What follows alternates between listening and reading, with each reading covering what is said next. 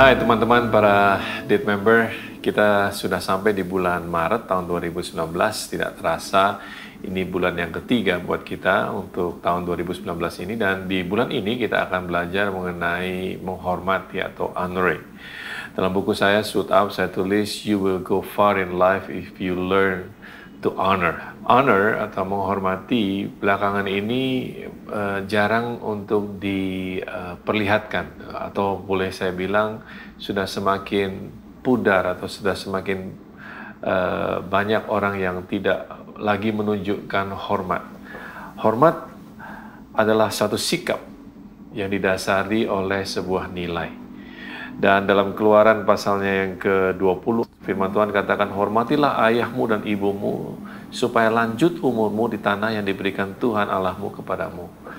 Jadi hormat itu bukan hanya sekedar untuk orang yang kita hormati, tetapi kepentingannya juga untuk kita. Dikatakan kalau kita menghormati ayah dan ibu kita, maka lanjut usia kita. Jadi benefitnya selalu kembali kepada orang yang menghormati.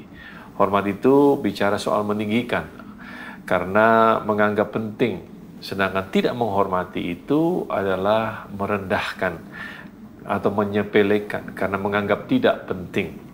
Belajar untuk menghormati berarti kita belajar untuk meninggikan. Dan ini tentu tidak mudah, karena lebih mudah untuk merendahkan daripada meninggikan.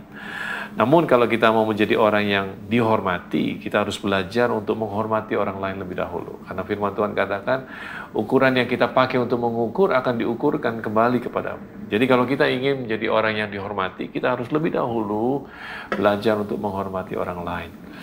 Hormat juga penting karena hormat membuka perkenanan atau membuka favor of God atau membuka mujizat dalam kehidupan kita. Ingat dalam kisah di Markus pasal yang ke-6, di mana Tuhan Yesus tidak bisa membuat mujizat satupun di tempat itu karena orang-orang yang ada di sekitarnya tidak menghormati dia. Jadi hormat ini begitu penting dalam kehidupan kita sehari-hari. Itu sebabnya saya sangat excited bahwa di bulan Maret ini kita akan belajar mengenai hormat.